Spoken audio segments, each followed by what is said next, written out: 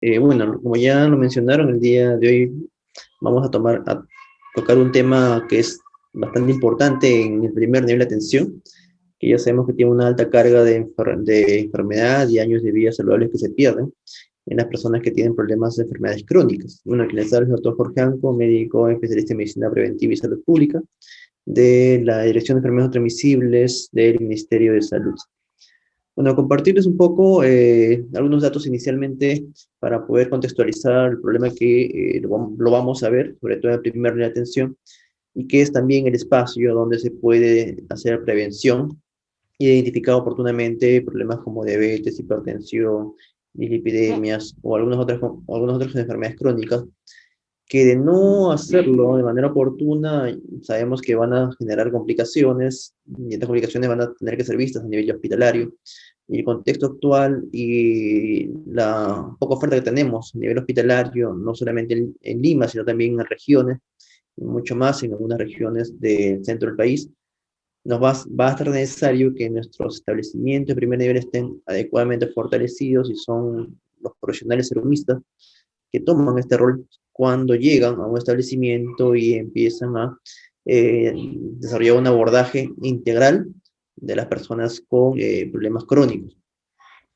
Solamente para mostrarles algunos datos de la publicación de la encuesta nacional que se ha desarrollado hace unas semanas atrás, vemos que tanto la hipertensión arterial al 2020 se ha incrementado con relación al 2019 en aproximadamente unos 2 puntos porcentuales.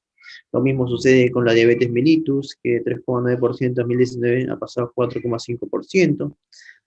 De más está decir que la obesidad también se incrementa un 10% a nivel nacional y como promedio en las regiones, la costa y las zonas amazónicas son las que más se ven afectadas por estos problemas. Entonces, es un contexto bastante necesario que podamos iniciar aquí intervenciones de primer nivel de atención. El otro tema que también ha caído en este 2021 es que durante el 2020 se inició con el problema de la pandemia y seguimos aún con este problema aún. Y esto ha generado pues, dificultades en el acceso de los pacientes a los establecimientos de salud, ¿no? Y eso se convierte también en otro problema importante que desde el primer nivel se puede también desarrollar estrategias que permitan disminuir esa brecha de pacientes que no han accedido en 2020 a un establecimiento y que por lo tanto no han tenido un seguimiento y control adecuado de su hipertensión arterial, tanto a su establecimiento de primer nivel como a sus establecimientos de segundo o tercer nivel de atención. Solamente de manera muy general podemos ver que en el primer nivel, si lo comparamos con 2019, y la barra roja, podemos observar que hay una cantidad de pacientes que en 2020 se ha visto muy reducida hasta más del 50% si lo comparamos con el 2019, tanto en diabetes, hipertensión y obesidad. Entonces, para esto, ¿qué estrategias planteamos o qué alternativas de solución se pueden trabajar desde el primer nivel de atención? Nosotros estamos convencidos de que el abordaje tiene que ser desde el primer nivel de atención y desarrollando intervenciones de promoción de la salud y de prevención primaria y secundaria. Entonces, una de las estrategias que estamos desarrollando para ello, que están promoviendo a todos los niveles de gobierno, es que se debe fortalecer la atención primaria y el monitoreo activo frente a los factores de riesgo de las enfermedades no transmisibles, ¿no? Que a la vez son factores de riesgo importantes para las complicaciones o mayor riesgo de mortalidad por COVID-19. La segunda estrategia que estamos planteando es que, si bien es cierto, no podemos abordar a toda la población con enfermedades transmisibles, sí podemos focalizar e identificar la población que tiene mayor riesgo de complicaciones y que también tiene mayor riesgo de presentar resultados adversos una vez que se contagian por COVID, ¿no? Entonces aquí tenemos población mayor de 60 años, población con diagnóstico de diabetes mellitus, población con diagnóstico de diabetes mellitus y obesidad. Todas ellas incrementan el riesgo de presentar complicaciones, mayor necesidad de ventilación mecánica o mayor riesgo de mortalidad. La tercera estrategia que se está planteando es que la presencialidad ahora ya no es como la teníamos hace unos años atrás. Ha venido a eh, un poco cumplir esa función en el contexto de la pandemia, mucho más aún el uso de las tecnologías de la información y la comunicación. Y ahí nos referimos justamente a las intervenciones que se pueden desarrollar a través de las teleconsultas entre el paciente y el médico que llama o hace una videollamada, la teleinterconsulta entre el médico de primer nivel y los serumistas como usted y los médicos de nivel hospitalario, el segundo o tercer nivel de atención, no necesariamente de su misma región, sino que teleinterconsultas entre regiones o entre la región donde se hace el serum y Lima. Intervenciones como teleorientación y en caso de problemas transmisibles, el telemonitoreo como una intervención que permite evaluar a un paciente que ya tiene el diagnóstico a través de la evaluación de sus valores de presión arterial si es hipertenso o de su glicemia si es diabético o de alguna otra condición, toda vez que se puede contar con equipos en los centros, los domicilios de los pacientes que puedan permitir hacer un telemonitoreo al mes o a los 3 meses, ¿no? Va a ser diferente dependiendo del contexto, y aquí entra otra intervención bastante interesante que la vamos a conversar un poco más adelante. La otra estrategia es que la comunicación tiene que ser un pilar fundamental en el abordaje de las estrategias que se desarrollen para las enfermedades no transmisibles, ¿no? Los hospitales tienen que tener claramente definido cuál es la forma de atender a los pacientes con enfermedades crónicas.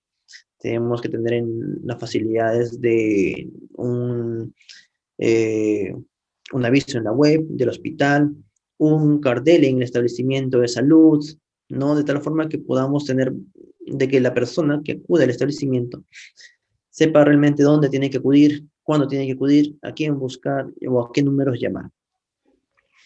El otro tema que tiene bastante relación con los pacientes crónicos es que su misma condición hace que requieran garantizar un medicamento que permita que mantengan controlados sus valores de presión arterial, de glucosa o de algunas otras condiciones. Entonces, necesitamos garantizar que los establecimientos de primer nivel cuenten con el medicamento para poder cubrir un poco la atención que se requiere en el segundo o tercer nivel. Y la estrategia importante es que debemos adecuar los sistemas de registro de información y financiamiento, ¿no? Definitivamente la intervención tiene que ir de la mano con el registro adecuado que nos permita conocer cuánto es la carga de enfermedad que tiene el establecimiento, cuáles son las prestaciones que se están realizando, y luego poder mejorar también la intervención toda vez que tiene que ir de la mano con mejoras si es que se ve que hay brechas en las prestaciones que se están realizando. Entonces, son estos 6 puntos que se están trabajando desde hace ya más de un año, sobre todo orientados al tema de las enfermedades crónicas en el contexto del COVID.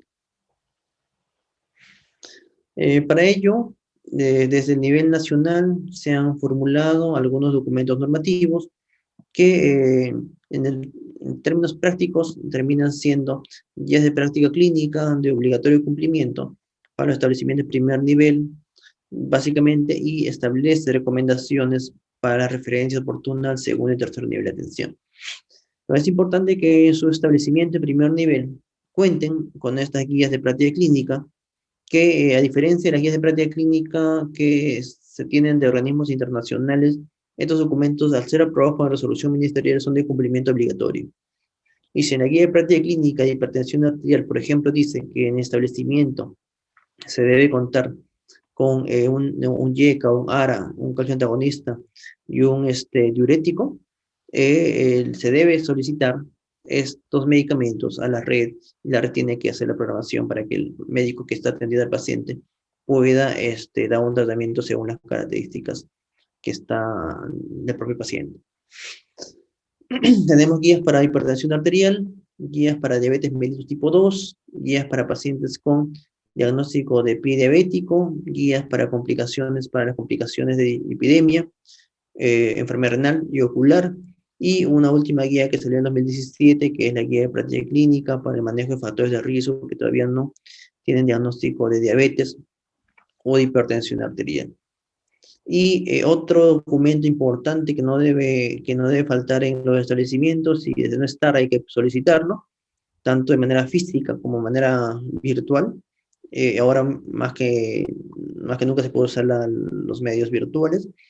Es el manual de registro y codificación de la consulta ambulatoria. En todo el proceso de SERUMS se establecen indicadores y metas que los médicos de los establecimientos tienen que reportar de manera regular, sea de vigilancia epidemiológica, sea de las estrategias sanitarias, o sean de algunas otras condiciones sujetas a vigilancia. Este manual es fundamental para que cuando evalúen al establecimiento y cuando vean que está cumpliendo sus metas, puedan tener un registro adecuado y la información que se obtenga sea real de las atenciones que están realizando en el establecimiento. Vamos entonces a primero revisar algunos aspectos muy generales de esta guía de práctica clínica que nos van a servir para orientar el manejo de los pacientes en el primer nivel de atención. Esta guía, como les había comentado, fue aprobada en 2017 y es de obligatorio cumplimiento para todos los establecimientos de primer nivel y de referencia para establecimientos de segundo y tercer nivel públicos, ¿no? Y también se puede utilizar en establecimientos privados.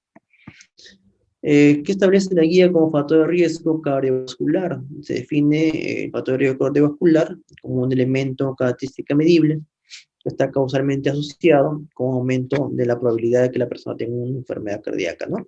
O diabetes mellitus tipo 2. Además, es un predictor independiente y significativo del riesgo de presentar una enfermedad.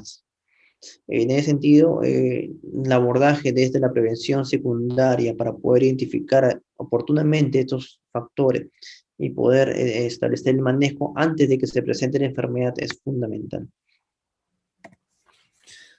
Además, también es importante mencionar que tenemos diferentes características o formas de clasificar los factores de riesgo.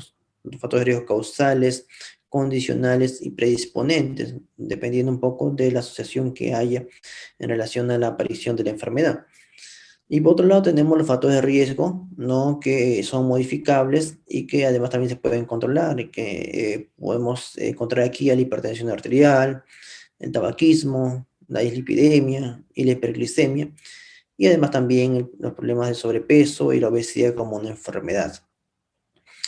Y también es importante mencionar que si bien es cierto, tenemos factores de riesgo que no son modificables, su identificación en el contexto del territorio es importante para poder focalizar la intervención y para poder establecer los puntos de corte de inicio del tamizaje de un problema de salud. Y lo vamos a ver más adelante cómo la edad se convierte en un criterio fundamental. El género también, dependiendo de la patología que se quiere abordar, y la historia familiar también es una condición que si bien no la puedes modificar, sí nos da indicios para poder establecer una enfermedad de manera oportuna o ser más insistentes con ese paciente que nos dice que tiene por ahí un familiar de primer grado con diagnóstico de diabetes o ha tenido un problema cardíaco y en el que debemos tener un seguimiento mucho más específico. Por otro lado, no podemos dejar de mencionar que los factores de riesgo cardiovasculares, como ustedes ven allí, la presión arterial, la hiperglicemia, la hipercolesterolemia, el exceso de peso, están asociados a pérdidas de años de vida saludables. Que si no tuviera el paciente estos problemas, es una mayor cantidad de años de vida saludables y libres de enfermedad.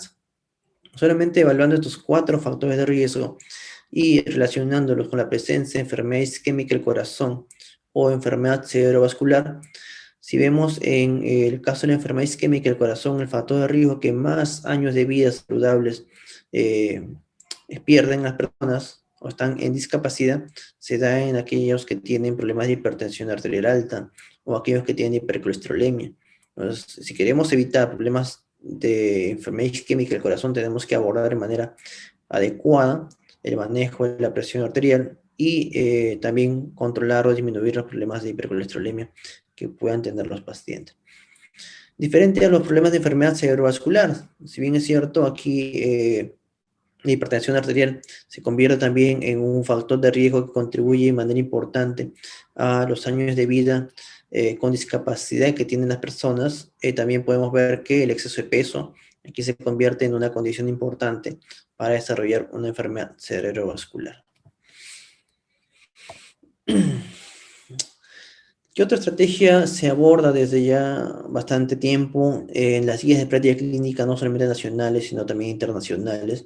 Se establece como estrategia el cálculo del riesgo cardiovascular global, ¿no? Que no es otra cosa que establecer cuánto es la probabilidad que tener un factor de riesgo, dos factores de riesgo o tres factores de riesgo de manera simultánea incrementa la probabilidad de presentar un evento mayor, sea un episodio cardiovascular como una cardiopatía isquémica, una enfermedad cerebrovascular o una arteriopatía periférica, ¿no? Y esto es importante desde el punto de vista de que si yo tengo un paciente que acude a la consulta, lo diagnostico inicialmente de hipertensión, pero ese paciente con hipertensión no viene solamente con elevación de la presión arterial, es un paciente que ya tiene problemas o factores de riesgo que se asocian a esa elevación de la presión arterial, como por ejemplo puede tener problemas ya de exceso de peso, puede tener problemas de resistencia a la insulina.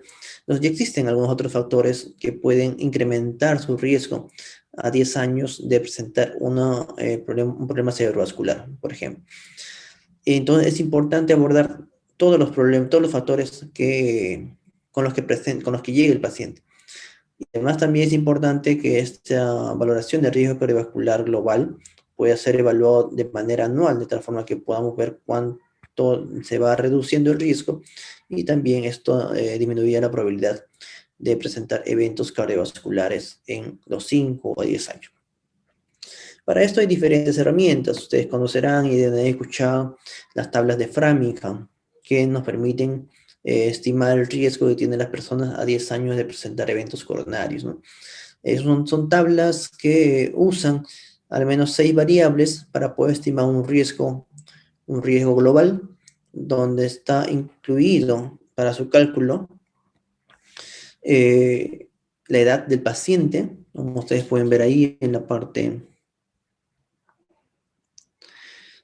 a la izquierda, la edad del paciente. Por cada incremento de la edad incrementa una puntuación de riesgo que sumado luego un total nos va a dar un riesgo global de eventos coronarios a 10 años.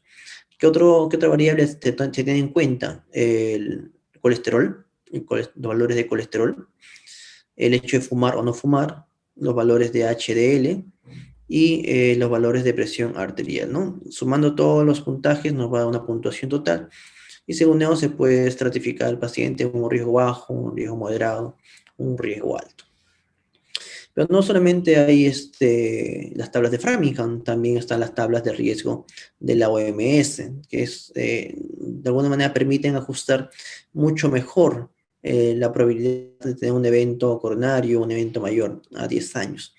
Esto lo van a encontrar ustedes en las guías de práctica clínica de factores de riesgo cardiovascular y donde podemos observar que teniendo las variables de edad del paciente, el hecho de si fuma o no fuma, la presión arterial del paciente y el nivel de colesterol total, se puede estimar en la parte interna de cada una de las tablas el riesgo que tiene la persona de desarrollar un evento coronario con una probabilidad baja, media o alta, ¿no? Aquí vemos los porcentajes que corresponden a la aparición simultánea de varios de estos factores a la vez. Se recomienda también que si el paciente tiene un riesgo bajo, debe tener un manejo diferenciado de que el paciente tiene un riesgo ya moderado o un riesgo alto. Toda vez que al tener un mayor riesgo va a requerir un tratamiento preventivo y en muchos casos se agregan otros fármacos, ¿no? Que disminuyen el riesgo de complicaciones. Y los que tienen un riesgo bajo, pues se busca bastante que se modifiquen los estilos de vida y además del tratamiento farmacológico si es un paciente que ya tiene diagnóstico de hipertensión arterial, ¿no? Esto se está ya aplicando en los establecimientos de primer nivel. El riesgo que nos dé el cálculo global de los factores que tiene presente el paciente se puede codificar en los registros GIS que ustedes van a complementar cada vez que atiendan a un paciente, y donde uno de los registros fundamentales es identificar cuál es el riesgo cardiovascular que tienen los pacientes, toda vez que nos permite luego hacer un seguimiento mucho más específico. Otra ventaja de las tablas de riesgo de la Organización Mundial de Salud es que están adaptadas a algunos países, y en este caso esta tabla está adaptada a los países de Latinoamérica, sobre todo la zona andina, Bolivia, Ecuador y Perú, y difiere un poco de la tabla de Framingham, que tiene una población diferente a la que se ha usado para construir las tablas de riesgo cardiovascular de OMS. Por otro lado, no podemos dejar de lado mencionar algunas características de la presión arterial alta. Como patología requiere tener la certeza de que se mantiene continua esa presión arterial alta, y también tenemos que tener en cuenta que hay valores de la presión que aún no definen el diagnóstico, pero sí nos incrementan el riesgo de poder desarrollar hipertensión en el futuro. La hiperglicemia también tenemos esa misma condición. Tenemos valores de glucosa por debajo de 110 según la guía americana y según la guía de OMS, y según la guía nacional también el punto de corte para hablar de una glucosa basal en ayunas normal es hasta 110. Mayor de 126 sabemos que se establece el diagnóstico de diabetes si es que a las 72 horas el valor de glucosa en ayunas sigue estando por encima de 126. Pero ¿qué pasa en el rango de 110 a 125? ¿No? Entonces, para ello se establecen la necesidad de realizar unas otras pruebas, como la prueba de tolerancia oral a la glucosa, que también nos pueden definir si es que el paciente presenta diabetes, cuando la prueba de tolerancia a las 2 horas nos da valores por encima de 200 miligramos por decilitro. Y si está entre 140 y 199, hablamos de tolerancia a la glucosa. Y menor de 140, pues es un paciente que va a requerir un seguimiento de su patología. ¿Qué otro criterio más es importante que tengamos en cuenta cuando identificamos hiperglicemia que aún no es diagnóstico de diabetes? Tenemos que estamos hablando de hiperglicemia intermedia. Todavía no hacemos diagnóstico de diabetes mellitus, y donde vamos a tener valores de glucosa basal en ayunas entre 110 y 125. Si hacemos una prueba de tolerancia oral a la glucosa, nos va a dar valores entre 140 y 199. Y si hacemos una hemoglobina glucosilada, en aquellos establecimientos, y no creo que sea el caso de los establecimientos de primer nivel, de zonas donde se hace cero, se cuenta con hemoglobina glicosilada para el diagnóstico. La hemoglobina glicosilada, si bien es cierto, las guías nos dicen que se puede usar para diagnóstico, el problema es que en el país aún no está estandarizada para el diagnóstico. Sin embargo, se usa y está recomendado realizarlo para el monitoreo del paciente con diabetes mellitus. Por otro lado, la dislipidemia es un factor de riesgo importante y sobre el cual debemos generar una identificación oportuna.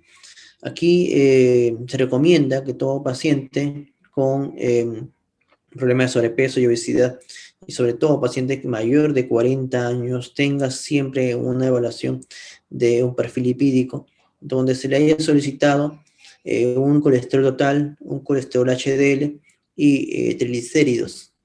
Se usa la fórmula que tiene en cuenta estos tres valores para poder estimar el colesterol LDL, y es bastante precisa cuando los triglicéridos están por debajo de 400. Entonces, en el establecimiento de primer nivel quizás no tenga reactivo de LDL, o el laboratorio del establecimiento 1.3 o 1.4 no tenga LDL, pero se puede calcular si tienes el reactivo de colesterol total, de triglicéridos y de HDL. ¿En quiénes se debe realizar el diagnóstico de hipertensión arterial o prehipertensión? Todo paciente que llegue al establecimiento, ¿no?, y que requiere una atención, debe tomarse su presión arterial, y como se hace ahora mismo en triaje. Lo que suele pasar muchas veces es que los valores que se toman en triaje no necesariamente son los más precisos. Y aquí es importante que cuando lleguemos a nuestros establecimientos de primer nivel de atención, hagamos una evaluación del personal que está en triaje y verifiquemos si están tomando en cuenta todos los criterios para una buena medición de la presión arterial. Y si usa un tensiómetro anaeroide, definitivamente va a tener mucho que ver que el personal técnico que lo realiza esté entrenando y ahí puede identificar adecuadamente los puntos para definir la presión arterial sistólica y la presión arterial diastólica. Esto que parece que es tan rutinario, cuando ustedes vayan a sus establecimientos van a ver que hay mucha variabilidad y va a haber muchas dificultades en tener un valor preciso de la presión arterial. Esto dejando de lado que tenemos también que de manera regular solicitar la calibración de nuestros tensiómetros. Lo otro importante es que debemos tener en cuenta que en todo momento que el paciente vaya a una atención de rutina, debemos tomar la presión arterial. Si va al odontólogo, si va al nutricionista, si va a enfermería, o si va a la consulta por una patología que no es presión alta, debemos tomar su presión arterial. ¿Qué nivel de presión arterial sistólica y diastólica es considerado como factor de riesgo cardiovascular? Aquí les había adelantado que si el paciente tiene una presión arterial sistólica entre 120 y 139 y una diastólica entre 80 o 89, se deben ya establecer algunas indicaciones para evitar que progrese a hipertensión arterial con valores por encima de 140-90. El diagnóstico, en el caso de la hiperglicemia, tendrá que ver mucho con los factores de riesgo que pueda presentarse en la persona. Y aquí es importante tener en cuenta que si nosotros hacemos una prueba de glucosa a las personas entre 40 y 70 años que tengan sobrepeso y obesidad y antecedentes familiares también, o una prueba, una evaluación previa con una herramienta de cálculo de riesgo, la probabilidad de que tengamos un diagnóstico de diabetes es mucho más alta, ¿no? Ya lo hacemos antes en población que tiene menos riesgo, la probabilidad de tener mayor casos de diabetes identificados es mucho menor. Entonces, por eso es que se recomienda hacerlo entre 40 y 70 años. Es decir, toda persona que va al establecimiento y tiene 40 años, solicitarle su prueba de glucosa. Y más aún si tiene sobrepeso y obesidad. Por otro lado, también debemos tener en cuenta que cuando solicitemos un tamizaje de hipoglicemia, lo hagamos de manera rutinaria como parte de la evaluación cardiovascular. El paciente hipertenso tiene que tener su prueba de glucosa, definitivamente. Y lo otro que también es importante, cómo se realiza el tamizaje de hiperglicemia en personas que acuden a establecimiento de primer nivel. Y aquí nos dicen que debe realizarse siempre en ayunas, y esto del ayuno es importante que al menos pasen entre 8 y 10 horas antes de ayuno, desde que el paciente o desde que la persona tomó su último alimento hasta que se realice la prueba.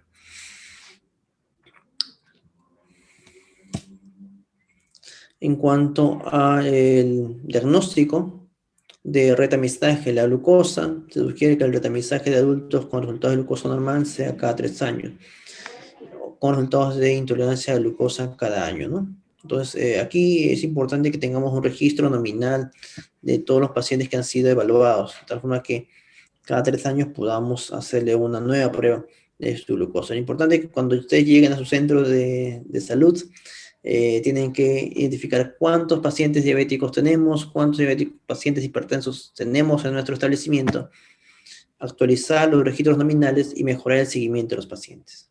Estimado doctor, nos quedan 2 minutos. Ok, entonces para ir finalizando, en cuanto al tamizaje de la lipidemia, también se recomienda que sea a partir de los 40 años y si es que no llegan a la edad de 40 pero tienen otros factores de riesgo como hipertensión, diabetes o obesidad, también se les solicita una prueba de perfil lipídico. Y cómo se realiza el tamizaje de dislipidemia, teniendo en cuenta ahí que no es necesario tener los 4 reactivos, sino que a partir del colesterol total, el HDL, los triglicéridos, se puede calcular el LDL y nos da valores bastante precisos si es que los triglicéridos son menores de 400. La frecuencia con la que debemos realizar, al menos se debe realizar cada año en las personas que tienen algunos factores de riesgo como hipertensión, diabetes u obesidad, o cada 2 años a personas mayores de 40 años con perfil lipídico normal, ¿no? Y sin un factor de riesgo identificado previamente. El manejo dependerá mucho del primer nivel de modificar estilos de vida saludable, de la dieta más adecuada según las características del paciente, y esto en detalle lo van a ustedes pueden observar en la guía de práctica clínica de factores de riesgo cardiovasculares y diabetes mellitus tipo 2. Así que esto lo vamos a pasar muy rápido. Sin embargo, solamente quiero resaltar que en el primer nivel lo fundamental es tener identificados los pacientes con enfermedades crónicas, es poder organizar el seguimiento de tal forma que nos permita un buen control de la presión arterial y evitar sobre todo complicaciones. Y además también las referencias oportunas a través de la teleinterconsulta o la teleconsulta a esos pacientes que requieren una atención o una evaluación por el endocrinólogo, por el oftalmólogo, por el nefrólogo, etc. Bueno, yo creo que con eso concluimos en aras del tiempo en relación a algunas características que se deben abordar desde el primer nivel de atención. Gracias.